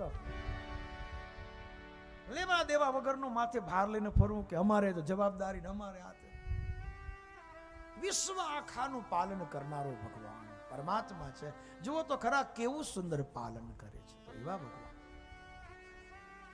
સર્જન કરવું, પાલન કરવું અને સમય થાય એટલે વિસર્જન કરવું. દરેક વસ્તુનો નામ એનો નાશ. જળ વસ્તુ વધી વધીને 1000 વર્ષ રહી શકે અને ચૈતન્ય વધી વધીને 125 કે 50 વર્ષ, એથી વધારે કોઈ ચૈતન્ય જીવી ન શકે. આપણામાં એવું કહે છે આ વૈજ્ઞાનિકો કે પ્રાણીઓમાં સૌથી દીર્ઘાયુ હોય તો કાચબો છે. કાચબો આવું સાંભળ્યું, એ સૌથી દીર્ઘાયુ છે. એક ભાઈ એના ઘરમાં કાચબો પાડ્યો. એના ઘરમાં એ કાચબો લાવ્યા અને ઘરમાં એમાં એના એક પાડોશીને મળવા આવ્યા કે તમે ઘરમાં કાચબો પાડ્યો? કે હા. એની પાછળ તમને આ કાચબો બહુ ગમે? પેલા કેવું ના ના ના, મેં વાંચ્યું પુસ્તકમાં કે કાચબો 150 વર્ષ જીવે. આવું મેં વાંચ્યું, એટલે મારે જોવું છે કે આ કાચબો 150 વર્ષ જીવે છે કે નથી જીવતો. હું એટલે લાવ્યો છું, મારે જોવું છે કે કાચબો 150 વર્ષ આ લોકો કહે છે સાચું કે ખોટું? અલ્યા કાચબો તો 150 વર્ષ જીવી જાય, પણ તું તારા તો 2-3 અવતાર થઈ જાય. કાચબો જો એક આ પાછો આવ્યો. કરુણા એ છે સજ્જન. સમય થાય એટલે વિસર્જન એ ભગવાનની બહુ મોટી કૃપા છે. મરણ કોઈને ગમતું નથી, કારણ કે મરણ વ્યક્તિગત આપણે નથી ગમતું. પણ મરણ ન હોય તો આ જગતનું રોટેશન, જગતનો ક્રમાંક ચાલે જ નહીં. અને અમારું ભાગવત તો કહે છે કે આપણને જન્મ આપ્યો ભગવાનની કૃપા, આપણને સુંદર જીવન આપ્યું ભગવાનની કૃપા. પણ યાદ રાખજો, સમયે સમયે ભગવાન જે બોલાવી લે છે ને એની મોટી કૃપા છે, સૌથી મોટી મહાકૃપા છે. પથારીમાં પડ્યા 300 વર્ષ કાઢવા પડે તો એના જેવી કોઈ સજા નથી. રોગિયલ બનીને હોસ્પિટલમાં જ ઘણા વર્ષો કાઢવા પડે તો એના જેવી કોઈ સજા નથી. સમય થાય અને ભગવાન સુંદર મૃત્યુ આપે, એની મોટી કૃપા છે, બહુ જ મોટી કૃપા છે. આપણને ન ગમે કારણ કે આપણને મરવું પડે છે એટલા માટે આપણે નથી ગમતું, પણ એ સૌથી મોટી કૃપા છે. બાકી જો ભગવાન બધાને આમનમ કાચબાની જેમ 150 વર્ષ જીવાડે ને, હા તો ઘરમાં કોઈ ન રાખે. હા 100 વર્ષ થાય તો મૂકી આવે બારોબાર. સીધી વાત છે. એટલા માટે છે ને ભગવાનની બહુ જ મોટી કૃપા છે, ખરી વાત છે. ભગવાનનું આ કાર્ય છે સર્જન, પાલન અને વિસર્જન.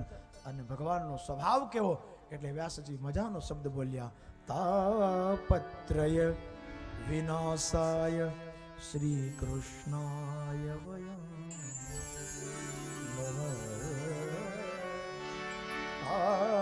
તાપત્રય વિનાશાય શ્રી કૃષ્ણાય વયમ.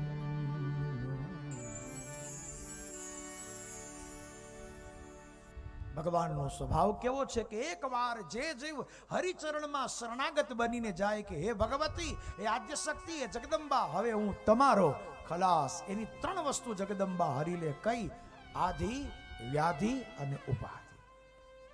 આ દુનિયામાં સૌથી કઠિન તાપ, ત્રિવિધ તાપ જેને કહે, અમારી ભાગવતની ભાષામાં એના નામ છે આધિદૈવિક, આધિભૌતિક અને આધ્યાત્મિક. શાસ્ત્રીય ભાષામાં એના નામ છે આધિદૈવિક, આધિભૌતિક, આધ્યાત્મિક. પણ આપણી અસલ તળપદ ગુજરાતી ભાષામાં તમને મને હવને આવડે છે અને એના નામ છે આધિ, વ્યાધિ અને ઉપાધિ. આ 3 માંથી બાકાત હોય એવો જીવ મળવો મુશ્કેલ છે, મુશ્કેલ છે. આ સંસારની રચના જેવી છે ભાઈ. આધિનો અર્થ છે અભાવ. જે વસ્તુ આપણી પાસે નથી એનું નામ આધિ. અને આ જગતમાં કોઈ પૂર્ણ નથી. બધાના જીવનમાં કંઈક તો ઘટે ઘટે અને ઘટે ઘટે. આ જિંદગીની એક સુંદર મજાની રચના છે ભગવાનની. કોઈ પરિપૂર્ણ નથી, કંઈક તો ઘટે જ ઘટે. સંપત્તિ હોય એને સત્તા ઘટે, સત્તા હોય સંપત્તિ હોય એને સ્વાસ્થ્ય ઘટે, કંઈક તો ઘટે જ છે. સંપત્તિ હોય તો સંતતિ ન હોય, સંતતિ હોય તો સુસંતતિ ન હોય, સારી સંતતિ ન હોય. ઘણીવાર સુસંતતિ પણ હોય તો સ્વાસ્થ્ય સારું. આ બધી સંપદા છે.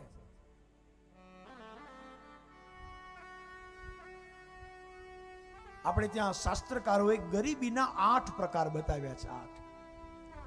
આપણી એક સ્થૂળ માન્યતા છે કે રૂપિયા હોય જ અમીર અને રૂપિયા ન હોય ગરીબ. ના, એવું નથી. અમારા ભાગવતે ગરીબીના 8 પ્રકાર છે. લો, સંપત્તિ હોય પણ શરીર સ્વાસ્થ્ય સારું ન હોય તો એ ગરીબ છે. લો, ગરીબ છે. આપણા દેશના પ્રધાન વિચારક ગુણવંત શાહ બહુ સરસ બોલ્યા. એને બહુ સરસ વાત કરી કે તમારી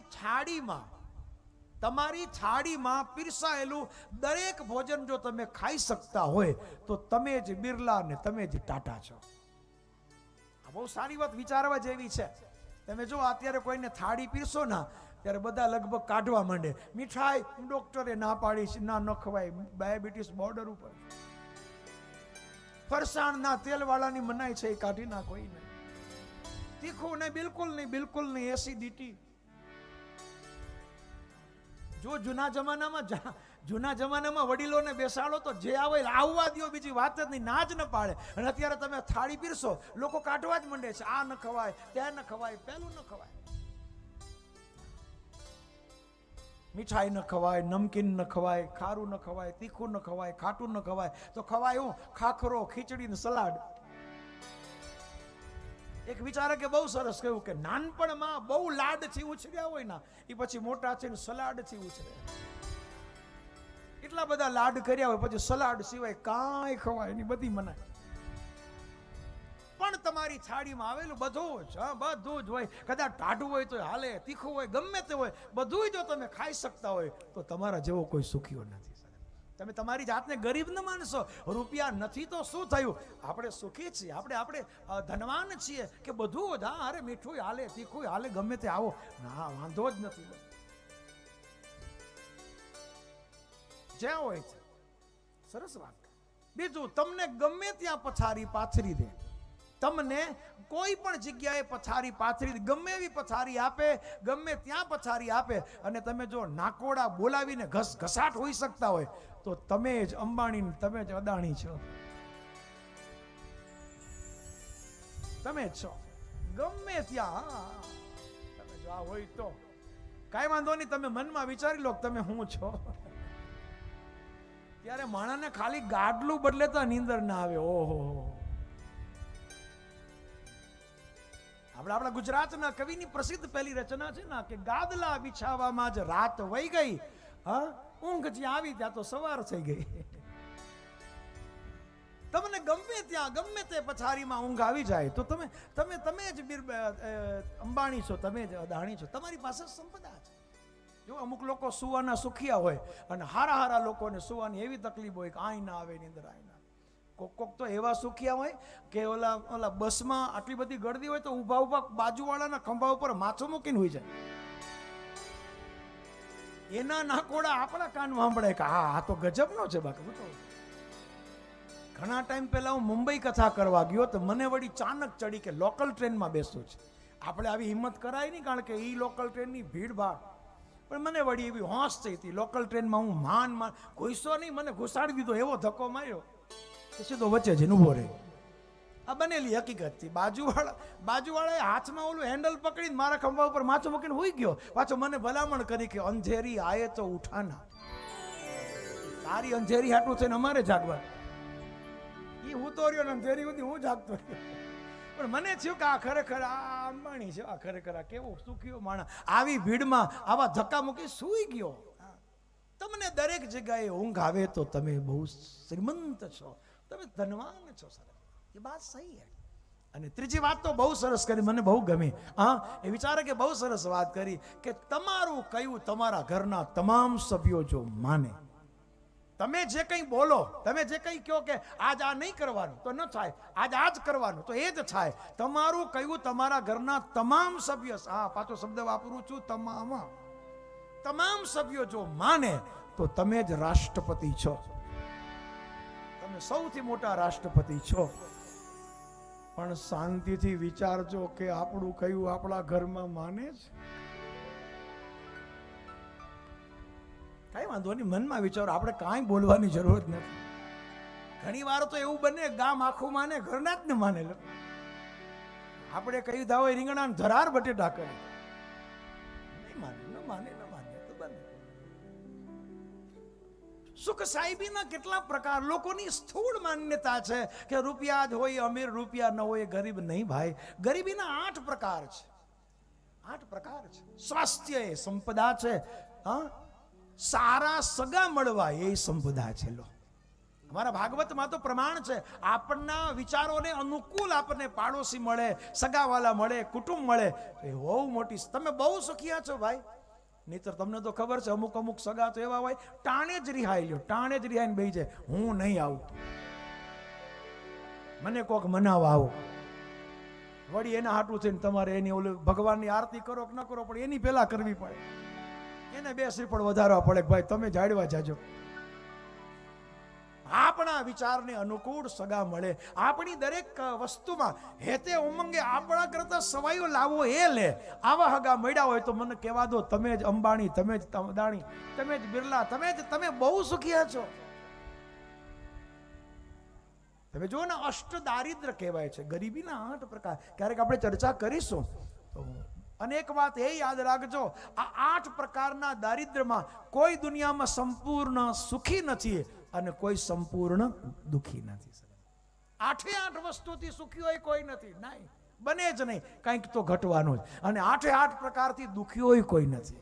ઘણી વસ્તુમાં આપણને ભગવાને સુખિયા રાખ્યા છે. સારા સગા, સારી સંતતિ, સારો આપણે વ્યવસાય, સારા કુટુંબ, શરીર સ્વાસ્થ્ય સારું, આપણે આનંદથી રહેતા હોય તો ભલે પૈસા હોય ન હોય, આપણે સુખી છીએ, આપણે શ્રીમંત છીએ. તો ત્રણ વસ્તુ બતાવી છે. આધિ એટલે અભાવ, વ્યાધિ એટલે શરીરનો રોગ, અને ત્રીજી વસ્તુ છે ઉપાધિ. આધિવાળો નથી એટલે રડે, અને ઉપાધિ આવી ગયા પછી સચવાય નહીં એટલે રડે. આ સંસારની બહુ તકલીફ છે મેરે ભાઈ બહેન.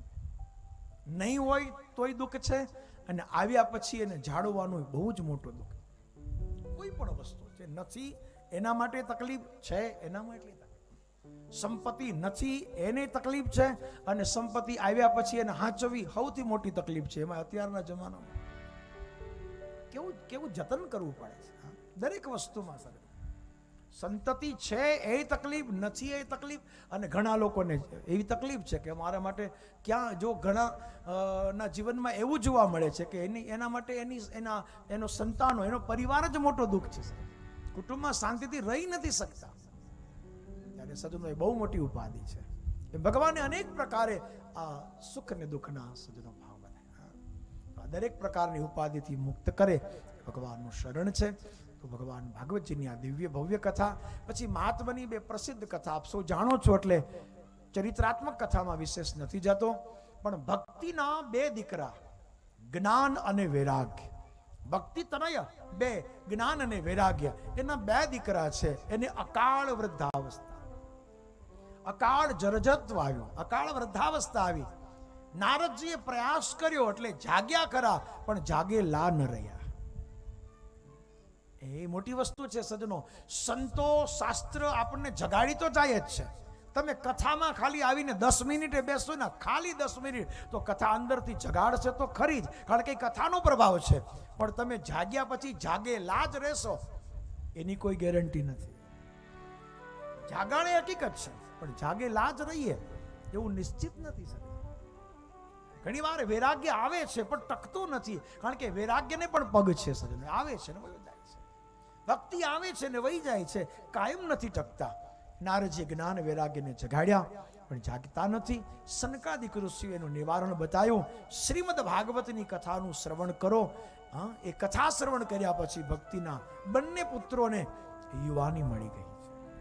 મૂળ અવસ્થા, સહજાવસ્થા મળી ગઈ, અને ત્રણેય આવી અને ભગવાન ભાગવતજીની કથા શ્રવણ કરવા બેઠા છે.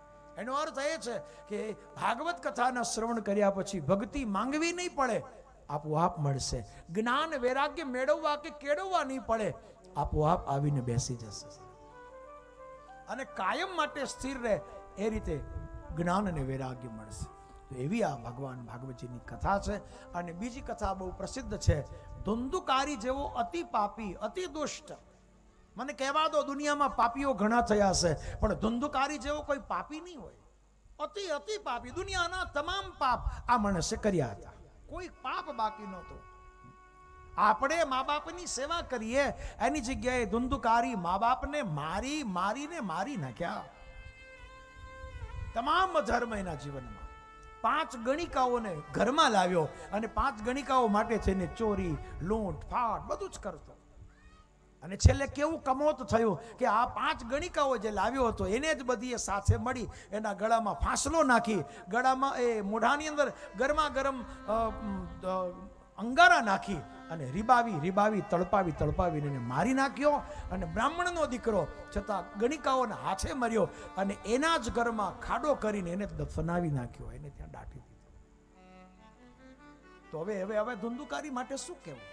આટલો પાપી, આટલો અધમ, આટલો ક્રૂર, ગણિકાઓના હાથે રીબાઈને મર્યો, એના જ ઘરમાં દટાયો, અગ્નિ સંસ્કાર પણ ન થયા.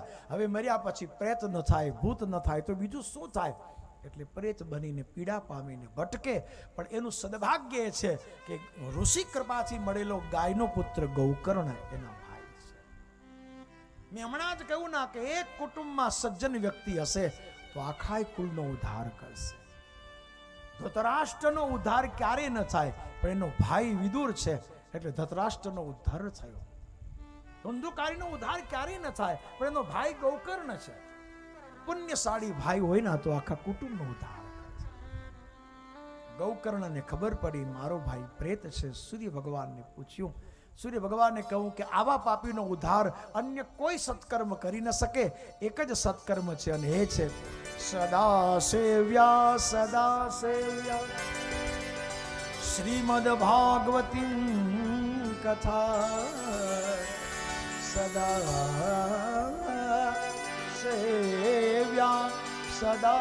સેવ્યા શ્રીમદ ભાગવતી કથા યસ્ય સ્મરણ માત્રેન હરિશ્ચિતમ સમાસે. ભગવાન ભાગવતજીની કથા એ પ્રેત પીડા વિનાશીની છે. અને આજ આદેશ થયો, ગૌકર્ણ મહારાજે ભાગવત કથાનું અનુષ્ઠાન આરાધન કર્યું. ધુંધુકારી અશરીરી આત્મા છે, શરીર નથી, એટલે એક લીલા વાંસમાં આવીને બેઠો છે. એને શરીર નથી ના, વાયુ રૂપ આવ્યો છે. એક લીલા વાંસની ગાંઠમાં જઈને બેઠો. પહેલે દિવસે કથા પૂરી થઈ, ગાંઠ તૂટી.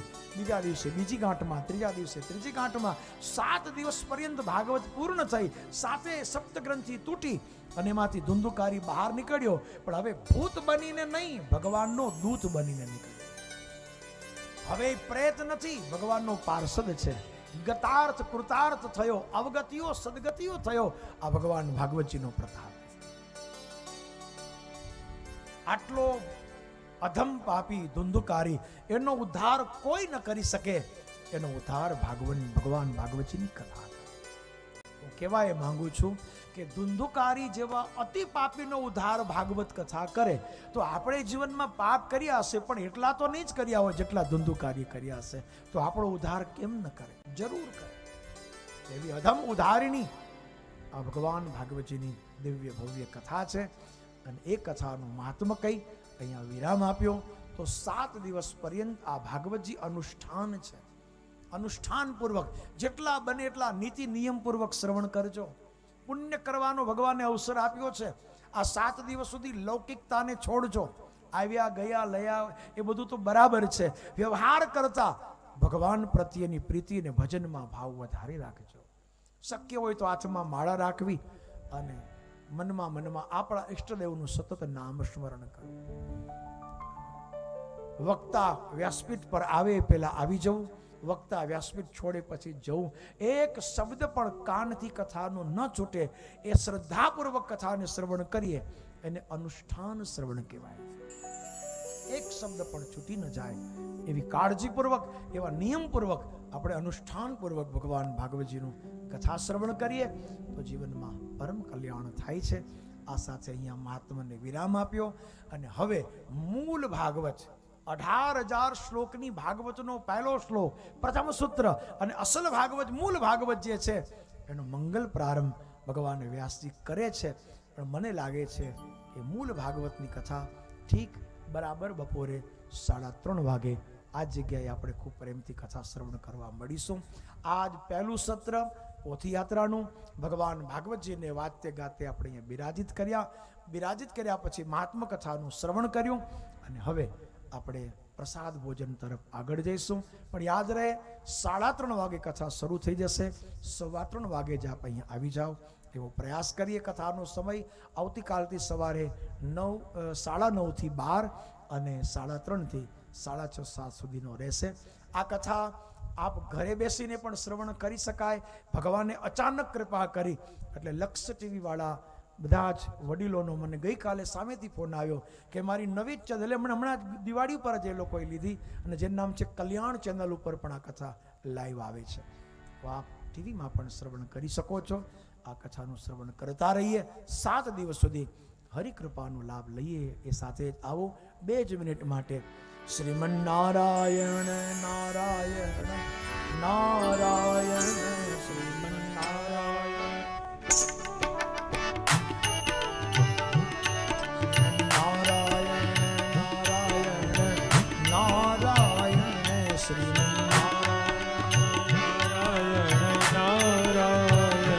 શ્રીમન નારાયણ નારાયણ નારાયણ શ્રીમન તાલી પાડવાના ઘણા લાભ છે, ઘણા.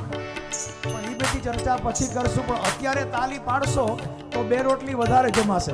સીધો લાભ છે. જરા પ્રેમથી 2 મિનિટ માટે શ્રીમન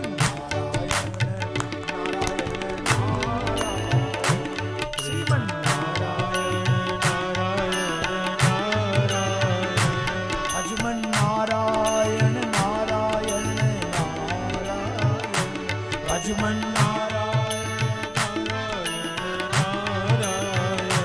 સત્ય નારાયણ નારાયણ નારાયણ સત્ય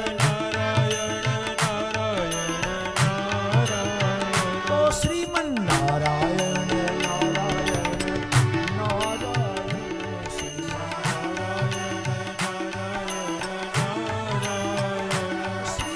નારાયણ નારાયણ નારાયણ શ્રીમન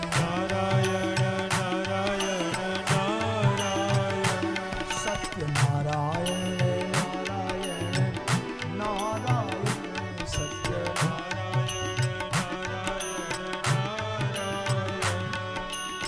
પૂર્ણમદ પૂર્ણમિદમ પૂર્ણાત પૂર્ણમુદચ્યતે પૂર્ણસ્ય પૂર્ણમાદાય પૂર્ણમેવાવશિષ્યતે શ્રી ગોવર્ધનનાથ કી જય શ્રી દ્વારિકાધીશ કી જય ઓમ નમઃ પાર્વતી પતય હર હર મહાદેવ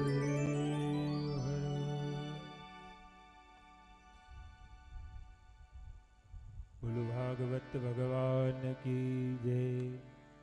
અહીંયા બાર ભાયા દ્વારા જે શ્રીમદ ભાગવત સપ્તાહ જ્ઞાન યજ્ઞનું આયોજન, આજે કથાનો પહેલો દિવસ, સવારના સત્રને અહીંયા વિરામ આપવામાં આવે છે. બપોરે બરાબર 3:30 વાગે કથાનો પ્રારંભ થશે. સમયસર બધા કથામાં આવી જજો. હવે જે કોઈ ભાઈ બહેનોને પોથીજીના દર્શન, પૂજન અને પરિક્રમા કરવા હોય, પોથીજીના દર્શન, પૂજન અને પરિક્રમા કરી શકે છે. અહીંયા કથાને વિરામ આપવામાં આવે છે. બપોરે બરાબર 3:30 વાગે કથાનો પ્રારંભ થશે. ત્યાં સુધી આપ સર્વને અમારા સૌ તરફથી જય શ્રી કૃષ્ણ, જય શ્રી રામ, જય માતાજી.